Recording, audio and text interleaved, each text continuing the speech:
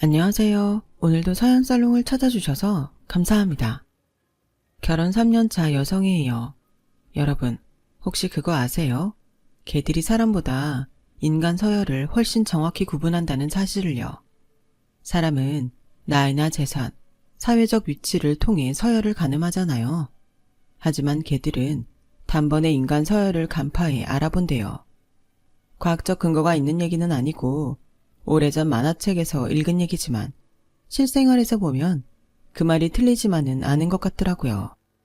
실례로 저희 친정에서 기르는 애완견 쫑이만 봐도 그랬거든요. 저희 집에 데려온 첫날 엄마 앞에서 발랑 자빠져 눕더니 바로 배를 보이며 복종하는 포즈를 취하곤 그 다음엔 저, 그리고 마지막으로 아빠 순으로 나름의 서열을 매기더군요. 누가 봐도 저희 집 서열 1위는 아빠였기 때문에 처음엔 녀석이 서열을 잘못한 게 아닐까 생각했어요. 그런데 쫑이가 우리 집에 온 지 9년이 지난 지금에 와서는 그날의 쫑이 행동은 돗자리를 펴야 할 정도로 정확했다는 생각을 하게 되네요. 부모님 밑에서 38년을 살아온 저도 몰랐던 우리 집 실세를 쫑이는 단번에 간파했으니까요. 그동안 저는 부모님에 대해 대단히 오해를 하고 살아왔더라고요. 그래서 사람은 겉모습만 보고 판단하면 안 된다고 그러는 건가 봐요. 저희 부모님은 같은 고향 출신으로 한 동네에서 나고 자란 국민학교 동창이에요.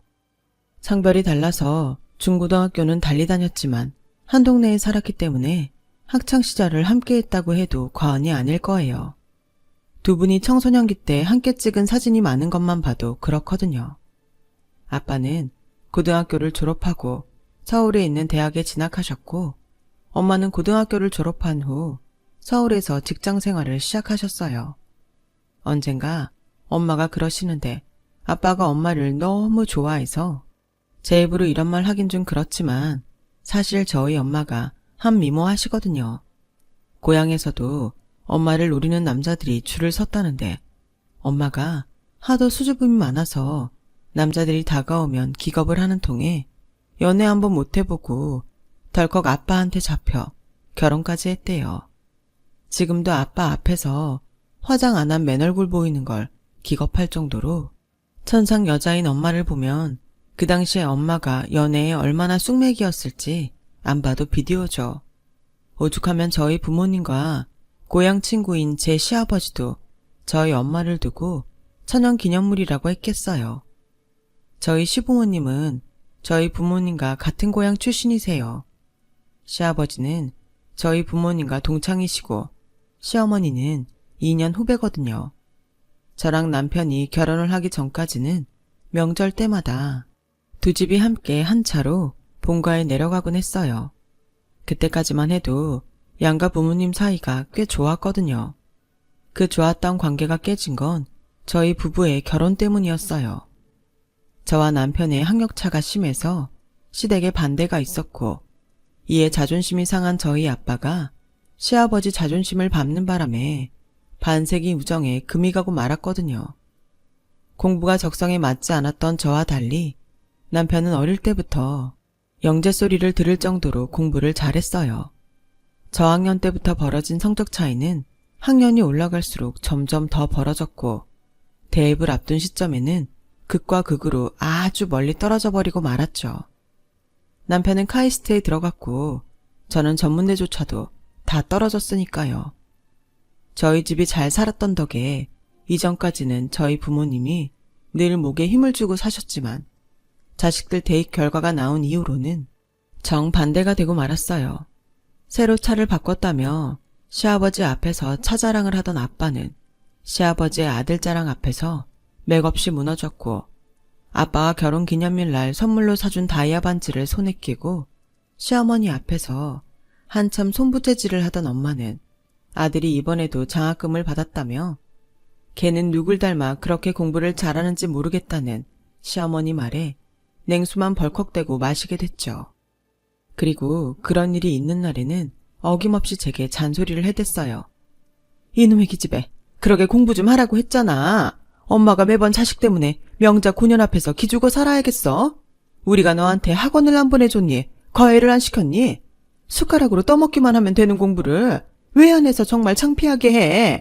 여보, 나 얘 때문에 정말 못 살겠어요. 당신이 얘 좀 어떻게 해봐요. 요즘 같은 세상에 대학도 못 나와서 어떻게 살아가려고 이러나 몰라. 엄마의 닥달에 아빠가 찾아낸 방법은 대학이 운영하는 평생교육원이었어요. 어머 여보, 그런 데가 다 있어요? 기왕이면 명문대에서 하는 걸로 합시다. 명자 앞에서 기 안 죽게. 그렇게 해서 저는 팔자에도 없는 서울대 평생교육원에 들어가게 됐어요. 아우 무슨 쪽팔리게 서울대야. 나 안 가. 친구들이 뭐라 그러겠어. 내 성적 뻔히 아는데 변두리 대학도 아니고 서울대? 아 나 싫어. 안 가. 자고로 대학은 이름이 있어야 돼. 특히 너처럼 공부 지지리도 못하는 애한테는 대학 한판이 생명이야. 그러니까 잔소리하지 말고 학교 가거든 서울대 마트 크게 붙은 걸로 필통이랑 컵 같은 거 잔뜩 사와. 엄마가 돈 줄 테니까 학교 마크 크게 붙은 걸로 사야 돼? 그렇게 제가 사다 나른 서울대학교 굿즈만 해도 기백만 원은 됐을 거예요. 아빠는 거래처 사람들한테 우리 딸이 다니는 학교에서 산 거라며 선심 쓰듯 선물했고, 엄마는 개모임 나갈 때 들고 나가서 서울대생 딸을 둔 엄마처럼 생색을 냈어요. 지금 생각해도 부끄러워서 고개가 절로 숙여지는 행동이었죠. 하지만 이런 엄마 아빠의 행동에 절대로 속지 않는 두 사람이 있었으니 바로 제 시아버지와 시어머니였어요. 남편과 제가 같은 학교를 다닌 탓에 제 성적이 전교 밑바닥을 쓸고 다니는 사실을 두 분은 알고 계셨거든요. 그래서 두 분과 관계 있는 사람들을 만날 때는 조심하시곤 했어요. 하지만 그런 노력은 한순간의 실수로 물거품이 됐지 뭐예요.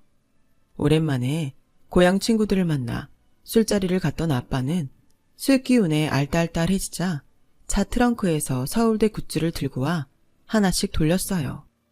다행히 그날은 시아버님이 급한 볼일이 있어서 모임에 안 나온 날이라 별일이 없을 줄 알았는데 아빠가 하나씩 받아. 내 딸이 다니는 서울대에서 만들어 파는 거야. 라는 멘트를 날린 그 순간 기다렸다는 듯이 나타난 시아버지가 아따 쓰글놈 사기꾼 다 되어 부렸네. 시방 네가 딸이 둘이여 셋이여. 그러지 않고서야 서울대 들어갈 딸내미가 없을 거인디. 안 그냐? 고등학교도 꼬레비로 나온 꼴통이 대학을 가야 겉도 서울대를? 아따 지랄 연병을 해라. 시아버지의 등장에 아빠는 순식간에 술이 확 깨버렸어요. 이미 뱉어버린 말을 주워 담을 수도 없고 그저 대감마님 처분만 기다리는 돌쇠놈처럼 그 자리에 망부석이 되어 입을 꾹 다물고 있을 뿐이었죠. 안 그래도 평소 돈 좀 있다고 자신을 무시했던 저희 아빠한테 감정이 안 좋던 시아버지는 쾌재를 부르며 친구들 앞에서 아빠를 쪼아대기 시작했고 아빠는 온갖 수모를 온몸으로 받아내야 했어요. 그날 집에 돌아온 아빠는 3일 밤낮을 속이 탄다며 얼음물을 들이키셨고 4일째 되는 날 유학원을 찾아가 제 성적으로 대학에 갈 수 있는 나라면 얼마가 들든 상관없으니 추천해달라고 생떼를 쓰셨어요. 그렇게 아빠는 몇 개의 외국 대학 홍보 책자를 받아오셨고 그걸로 TV 앞에 앉아 드라마를 보던 제 뒤통수를 사정없이 후려치셨어요. 왜 그래? 아빠 또 술 마셨어? 왜 가만히 있는 사람 뒤통수를 치고 그래? 안 그래도 나쁜 머리 더 나빠지면 아빠가 책임질 거야? 야, 딸내미, TV 안 끄냐? 나가 시방 속이 아니여. 우라지렴의 딸년 때문에 말이시. 넌 누구 닮아 대가리가 그 문양이냐? 어찌키 허구 많은 대학 중에 한 군데도 못 가서 나를 요렇게럼 속을 뒤집어 놔야? 이? 길게 말할 거 없고 이 중에 하나 골라봐야. 돈 주면 뒤가는 외국 대학이란께 어디든 가서 졸업장 하나 따와 불어. 나가 그 졸업장으로다가 썩을 놈의 종태 새끼 주둥이를 콱 꼬매불란께 퍼뜩 안 고르고 뭐하냐? 그럼 서울대는 어쩌고? 네 미를 서울대는 얼어 죽을 서울대여. 그것이 니네 학교도 아닌데 이참에 확 접어불고 해외에서 졸업장 하나 따와불면 네 인생도 레벨업 되는 것인게. 아베 말 듣고 가불어. 나가 딸내미 공부하는디 고간 학비 못 대 죽었냐? 기둥뿌리로 뽑아서라도 대줄란께. 암시롱 말고 딸내미는 거 가서 증만 하나 따와야 증! 어느 영화에는 돈이 없지 가오가 없냐고 했지만 저희 아빠는 돈만 있지 가오가 없어서 결국 저를 저 멀리 미국으로 보내고 말았어요. 영어라곤 욕밖에 못하는 제 수준에 대학 수업을 어떻게 받나 그렇게 걱정했는데 막상 홍보 책자에 나온 대학을 찾아가 보니 괜한 걱정을 했다 싶었어요. 4층짜리 건물 중 한 층을 통째 학교로 사용하는 그 대학은 길고 화려한 학교 이름과는 달리 개척교회 수준의 아담하고 단촐한 강의실 몇 개를 둔 곳이었거든요. 학생은 모조리 한국인이고 교수도 모두 한국인이었어요. 한마디로 돈은 있고 머리 안 되는 애들이 오는 불량대학이었죠. 그래도 웃긴 건 정부에 정식 등록이 돼 있어서 학위도 나오고 홈페이지도 그럴듯하게 있더라고요. 직접 와서 눈으로 확인하지 않으면 엄청 대단한 대학처럼 포장될 수 있는 그런 곳이었어요. 그곳에서 2년을 보내는 동안 제가 사용한 영어라곤 Hi, sorry, 고작 이 정도였어요. 한인 홈스테이에서 한식을 먹고 한인 컬리지에서 한국어 강의를 듣고 한국 친구들과 한인타운에서 놀다 보니 2년은 훌쩍 지나갔고 출석 일수만 채우면 주는 졸업장을 들고 당당히 한국으로 금이 환영할 수 있었죠. 공항에 마중 나온 아빠는 2년 만에 보는 딸내미 얼굴도 뒤로 한 채 그놈의 졸업장부터 찾아댔어요. 정작 그 학교를 졸업한 제게도 생소한 장황한 영문으로 구색을 맞춘 영문 졸업 증서를 가슴에 안은 아빠는 세상을 다 얻은 사람처럼 좋아했어요. 돈 들인 보람이 있다면서요. 몇 년 전 저희 시아버지한테 호되게 당했던 그날의 수모를 되갚아주려고 아빠는 집으로 동창들을 불러 모았어요. 돈으로 따다시피 한 제 졸업장을 한 사람 한 사람한테 보여주시며 미국 유학을 다녀온 딸내미 자랑을 입이 닳도록 하셨어요. 그 모습에 시아버지는 마지못해 축하한다고 하면서도 불편한 기색이 역력하더라고요. 저는 이렇게 물과 기름 같은 두 분을 보면서 마치 죄인이 된 기분이었어요. 사실 부모님들께는 말씀 안 드렸지만 그 당시 저와 남편은 4년 가까이 비밀 연애를 이어가고 있었거든요. 제가 그나마 그 알량한 학이라도 따올 수 있었던 건 똑똑한 남편이 저를 대신해 매번 과제 레포트를 대필해 주었기 때문이었어요. 남편한테 레포트를 맡기고 제가 했던 건 쇼핑이었어요. 하지만 내 몸을 치장하기 위한 쇼핑이 아니라 시장 동향을 잇기 위한 일종의 투자였죠. 제가 공부머리는 없지만 패션 쪽엔 꽤 감각이 있어서 한국에 돌아가면 편집샵을 하나 차릴 생각이었거든요. 전 미국에 있을 때 짬짬이 피팅 모델을 하면서 사업 자금을 모았고 거기다 아빠가 보내주시는 생활비랑 용돈도 차곡차곡 모아두었어요.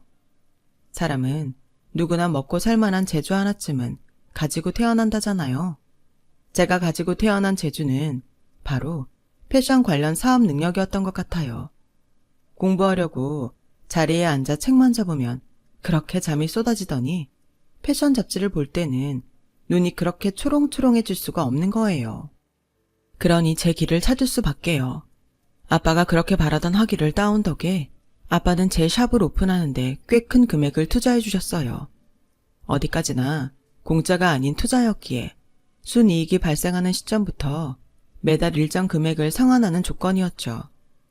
저희 아빠가 딸바보인 건 맞지만 돈 관련해선 철저하시거든요. 어릴 때부터 부모 돈도 공짜가 아니란 걸 배워온 덕에 그리 놀랍지도 않은 제안이었어요. 당시 미국에서 가장 핫하다는 동네를 우리 집 앞마당 나가듯 쏟아내며 익힌 패션 동향을 바탕으로 유니크한 디자인부터 데일리룩에 이르기까지 구색을 맞췄죠. 취향은 달라도 제 샵에 들어온 이상 뭐라도 하나 사들고 나가게끔 전략을 짰어요. 그 전략은 적중했고 매출은 제가 기대했던 것보다 30% 이상 더 나왔어요. 첫 달 순수익을 정산해보니 대기업 관리급 월급 정도는 떨어지더라고요. 처음엔 SNS와 블로그를 통해 홍보를 시작했고 저희 샵을 방문했던 손님들 대상으로 땡톡으로 할인 입쿠폰과 신상품 블러셔를 보내서 고객을 유지하는 데도 신경을 썼어요. 그렇게 3년 만에 저는 샵을 확장 이전하게 되었고 매장 직원도 전보다 2배 이상 늘어났어요. 제가 사업에 사활을 건 시간 동안 군대를 다녀온 남편은 졸업 후 바로 영구직으로 대기업에 취직이 됐어요. 둘 다 자신의 밥벌이 정도는 책임질 상황이 되자 그동안 안고 있던 폭탄을 터뜨리기로 했죠. 바로 우리의 결혼 말이에요. 그렇게 디데이를 향해 가던 어느 날 생각지도 않은 변수가 생긴 거예요. 아버님은 수십 년 동안 남의 가게에서 일하시다가 생애 처음 당신 소유의 카센터를 장만하셨는데 하필 그 건물이 무허가라서 보상금도 한 푼 못 받고 철거당하게 된 거예요. 아버님과 계약할 당시 아무 문제 없을 거라고 단언했던 전 주인은 잔금을 받자마자 전화번호도 바꾸고 사라져버린 터라 손에는 아버님 혼자 고스란히 떠안게 된 거죠. 그 일로 하루아침에 생활터전을 잃게 된 시아버지는 시리에 빠져선 죽어라 술만 들이부으셨어요. 그 모습을 보다 못한 시어머니는 저희 엄마를 찾아와 한 번만 살려달라고 부탁했죠. 숙자 언니, 우리 남편 좀 살려주라. 이러다 생사람 잡겠다니까. 많이도 안 바래. 딱 1억만 빌려줘. 무슨 수를 써서라도 그 돈 꼭 갚을게. 얘는 나한테 그럴 돈이 어딨니? 그것도 1억씩이나. 너도 알잖아. 우리 집 양만 돈 문제는 깐깐한 거. 나도 이날 이때까지 생활비 받으며 살고 있어. 니네 사정 딱한 건 알지만 나한테 말해봤자 소용없어. 나한테 와서 이럴 게 아니라 종태 씨 보러 우리 그이한테 말 좀 잘해보라 그래. 언닌 참 둘 사이 몰라서 그래? 동창 좋다는 게 뭐요? 내 남편 언니 친구이기도 하잖아. 친구가 안 도와주면 누가 도와주냐? 언니 내가 부탁할게. 형부한테 말 좀 잘해주라. 응? 그간 자식들 문제로 사이가 벌어지긴 했어도 어릴 때부터 한 동네서 나고 자란 정 때문인지 엄마는 그냥 손 놓고 있을 수만은 없었나 봐요. 그래서 아빠한테 돈 좀 빌려주란 얘기를 꺼냈고 아빠는 엄마 말이 끝나기도 전에 딱 잘라 거절했어요. 하지만 엄마가 어떻게 구워 삶았는지 다음날 아빠는 제 시아버지한테 1억을 빌려주었어요. 시아버지는 저희 아빠가 빌려준 1억에 대기업에 다니는 아들 이름으로 대출을 받아서 다시 카센터를 열 수 있었어요. 그 바람에 남편은 결혼을 미루자고 하더라고요. 현재 상황으로는 집세는커녕 월세집 보증금도 마련 못할 것 같다면서요. 돈 때문이면 내 돈으로 시작하자. 우린 아직 젊고 직장도 있는데 뭐가 두려워. 일단 저지르면 다 길이 생기는 법이니까 못 먹어도 고. 아빠를 닮아서 배포가 큰 저와는 달리 남편은 걱정이 많은 사람이라 쉽게 마음을 돌리려 하지 않았어요. 하지만 제 입장에선 언제까지고 남편만 바라보고 있을 수만은 없는 노릇이었죠. 집에서는 하루가 멀다 하고 선자리를 들이미는데 언제까지 거짓말만 할 수는 없는 노릇이었어요. 그래서 단판을 짓기로 했어요. 야, 나도 더는 못 기다리니까 선택해. 지금 결혼하든 아니면 헤어지든 둘 중에 하나 선택하라고. 내가 너보고 집을 해오라디 아니면 공주처럼 모셔달라디. 돈은 나한테 있고 너한텐 비전이 있는데 뭐가 두려워서 빌빌대. 왜? 여자 돈 쓰는 게 쪽팔려서 그래? 그깟 게 뭐가 대수야. 그런 걸로 치면 난 이날 이때까지 네 앞에서 공부 못한다고 쪽을 다발로 팔고 살았어. 그래도 이렇게 뻔뻔하잖아. 그러니까 지금 양당 간에 결정해. 쪽 한번 팔고 나 잡을래? 아님 쪽 안 팔고 난 우칠래?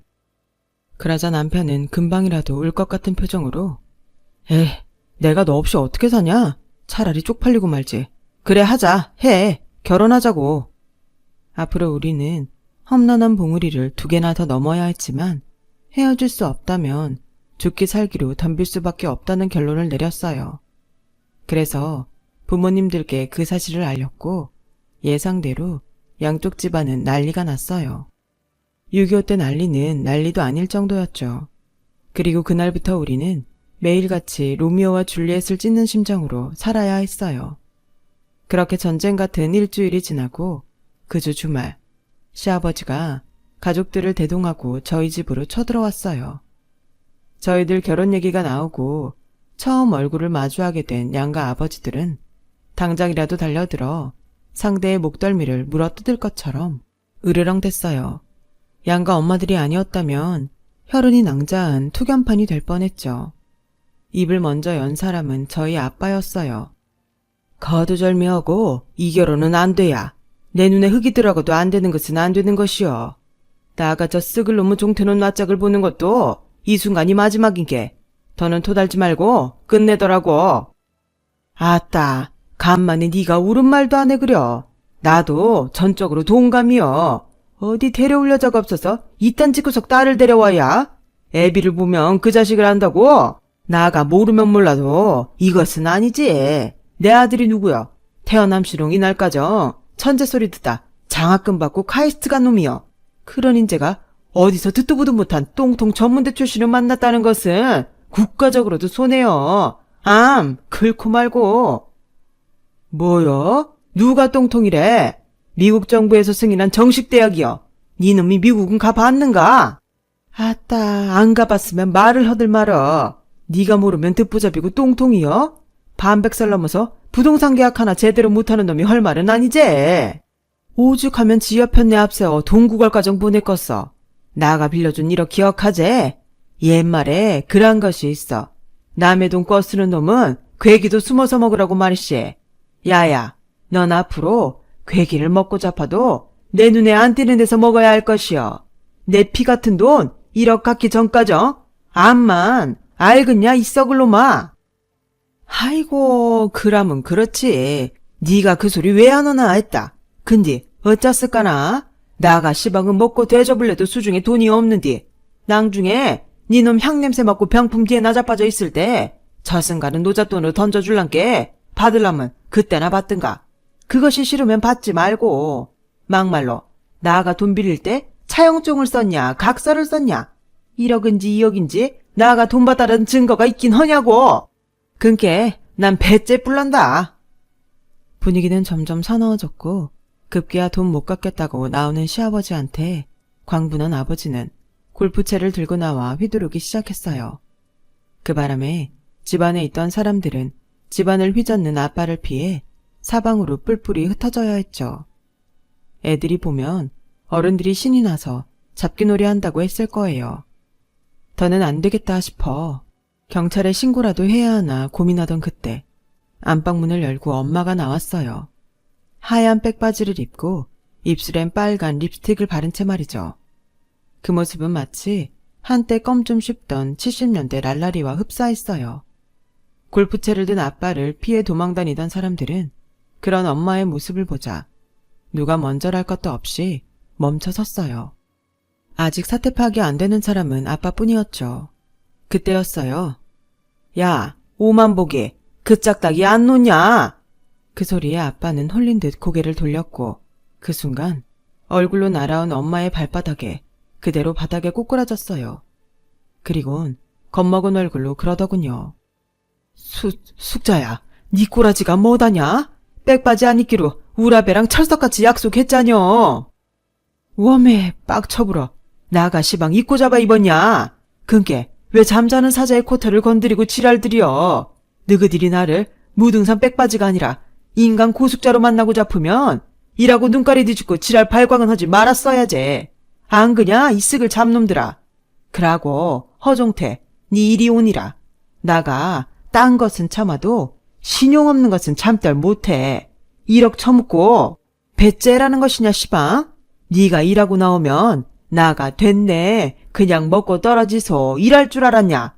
나가 배째고 등 따서 네 우정육부를 탈탈 털어버릴라니까 네 이리 오니라. 싸게 안 오고 뭐하냐? 이날 최종 빌런은 아빠가 아니라 우리 엄마였어요. 학창시절 광주바닥을 쓸고 다니던 무등산 백바지 고숙자. 그동안 제가 모르고 있었던 엄마의 실체였죠. 아빠도 시아버지도 고등학생 때까지 저희 엄마한테 맞고 자랐다는 사실을 저는 그날 처음 알았어요. 엄마가 뛰어난 미모에도 불구하고 학창시절 연애 한번 안 하고 살았던 건 남학생들이 겁을 먹고 다가오지 않아서였어요. 게다가 아빠가 엄마를 서울로 데리고 온 게 아니라 엄마를 피해 도망온 걸 숙자 이모가 엄마한테 알려준 덕분에 엄마는 아빠를 찾을 수 있었던 거고요. 어떻게든 아빠한테서 엄마를 떼내려고 3대 독자 아들을 방귀자에 태워 서울까지 올려보냈던 친할아버지는 아들 자취방에서 자고 있는 엄마를 발견하고 그 자리에 주저앉았고, 이렇게 된 이상 인간이라도 만들어 쓰자는 심정으로 조건을 걸었대요. 조건은 바로 엄마의 트라이드 마크인 백바지를 벗고 조신한 여자로 다시 태어나라는 거였죠. 비록 날라리긴 했어도 아빠에 대한 마음은 일편단심이었던 엄마는 그날 이후 백바지를 벗고 제가 아는 현모양처의 모습으로 살아오신 거예요. 아버님께 1억을 빌려주게 된 것도 그 옛날 자신에게 귀한 정보를 주었던 숙자 이모, 아니 저희 시어머니에 대한 고마움 때문이었던 거죠.